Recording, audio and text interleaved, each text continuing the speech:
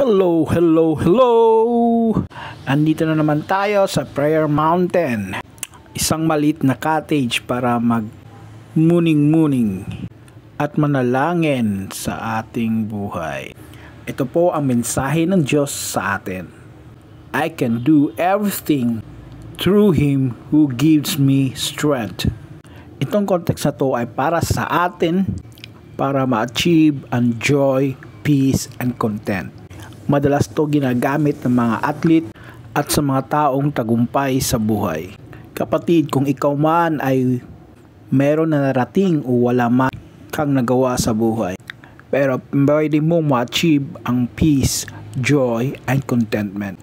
Basta kasama mo lang si Lord sa buhay mo.